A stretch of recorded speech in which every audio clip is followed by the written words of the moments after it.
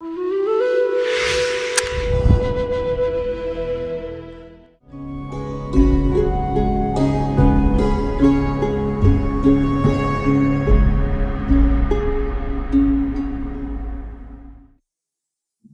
we want to do for any individual does not happen because he wants it. It happens because he earns the necessary capability. Without capability, I want this to happen, I want that to happen, only empty dreams will happen. If life has to happen, we have to earn the necessary capability. And our capabilities are fundamentally dependent upon how intelligently we can function in every situation in our life. And that fundamentally depends on how well connected our brain is. In ancient times in this country, in this culture, there were elaborate systems as to how to train the brain, how to wire the brain as intensely as possible. There are people, there's a very beautiful instance which happened in 1930s. You have heard people going into long chantings, maybe in the temple or somewhere. Have you heard people doing homams and all, chanting and chanting away for hours together? So this chanting was used to wire the brain in a very big way because the sounds that you employ has a big impact on what happens in the brain. So these mantras were structured, a certain mathematics is involved in this and a certain poetry is also involved in it at the same time.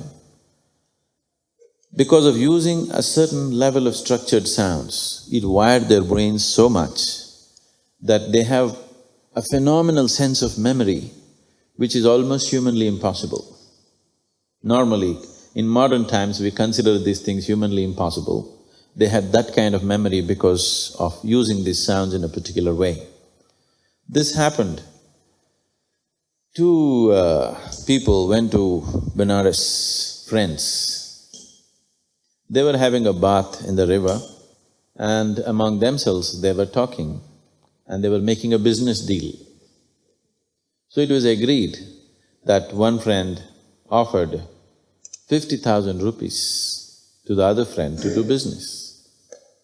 So right there, verbally, orally, they made an agreement and it was done.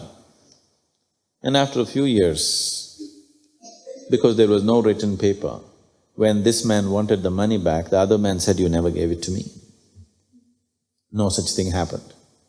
So he went to the court. When he went to the court, he had no proof. He said, "I have given the money," but he had no proof. Then the judge said, "You have to get some proof, otherwise we cannot do anything about it." Then he remembered, when they were in the river, they saw a Brahmin priest who was having bath close to them. So he just hoped that maybe he would have heard what we spoke and I can bring him as a witness. So he went looking for that man in Benares. He found the man and to his disappointment he realized that the man did not know English. These people were talking in English language and this priest did not know English language. So he thought, this is no good. Then the Brahmin asked, why? Then he told him, see, 4 years ago, we were having bath and you were also there. I was just hoping that I could use you as a witness. The Brahmin said, okay, I can repeat whatever you said. Whatever you two had conversation, I can repeat that. He does not know English language, but he repeated every word of what they said. He just remembered every sound, what they uttered. He did not know the meaning of it, he did not know the language, but he could repeat every word what they said, and he was brought to the court and he won the case.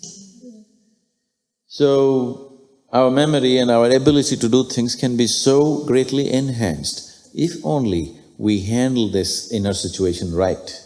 And one simple thing to do, if all of you are willing, we can bring many more steps into it. But one simple thing to start with is learning to be just still. If you sit somewhere, simply learning to just sit absolutely still, unmoving, just sitting still. You will see your ability to grasp and your ability to use the brain will be greatly enhanced. So I want you to understand this. Everything that you see, hear, smell, taste and touch is recorded. Your memory problems are only your ability to bring it back when you need. There is no recording problem, it is recording everything. But you are not able to pick out what you want. If you want to pick this out, something else is coming. So that is just a question of clarity, not of memory. Memory means, suppose if we say this phone has low memory, what does it mean? It has limited capability to record, isn't it? If I press 2, if 5 comes, what does it mean? Bad memory or bad keyboard? Bad keyboard. So this is a question of bad keyboard. This is not a question of bad memory. It's very important that you call 2, not 5. It is a question of bad keyboard. Don't try to fix the memory. Memory is great. Everything that you see is recorded. You're not able to type out the right number. That's all the problem is, isn't it? So this is not a question of memory, this is a question of clarity. So we have to work on clarity. What is it that gives us clarity of mind? First thing is, we learn to… If our clarity is not good by itself, the simple thing is to handle things with a certain precision. This is Hatha Yoga.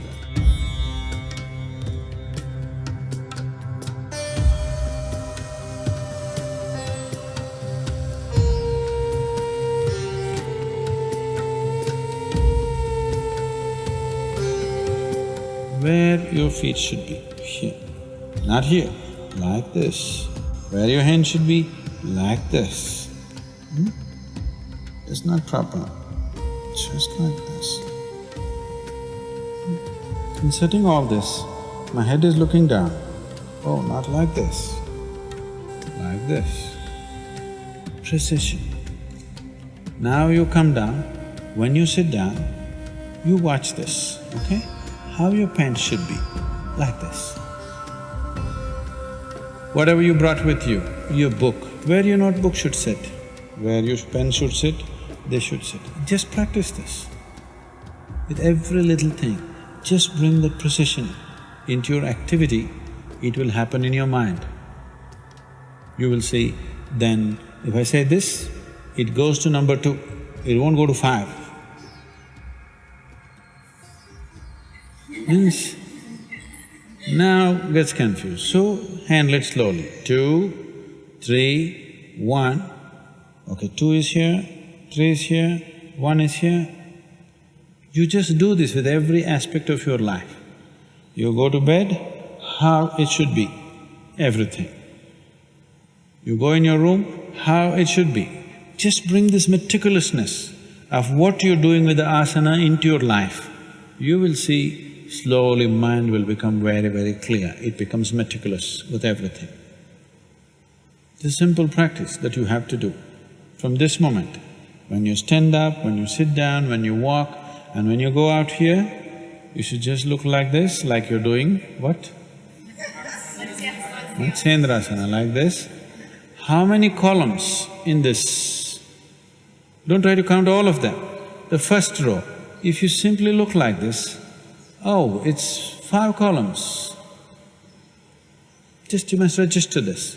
5 columns, 1 vessel, 1 sitting rock, 1 big rock, 1 pond, another 4 columns, 1 door. How tall? Looks like 12 feet. Just do this with everything. How many steps from here to there? Don't count like 1, 2 like this. Oh, after you take 3 steps, okay, that's I think 3. Another 3, another 3, another 3. After a few days, count 11 or 4 or 5. Just like that, without thinking, you must slowly know that, okay, I think I walked 12 steps. This is yoga. This effect will happen over a period of time by itself, but now we are in a hurry, so use the mind also to do it, to bring that precision. What you're trying to bring in your body, bring that precision in your mind also. Let the mind imitate the body. You will see clarity will naturally come. Memory is not the problem. Everything is anyway recorded. I will abuse you right now. I'm going to abuse you badly. Try to forget it. Will you? For all your life you'll remember it. Yes or no? So you got great memory. You just remember bad words, that's all.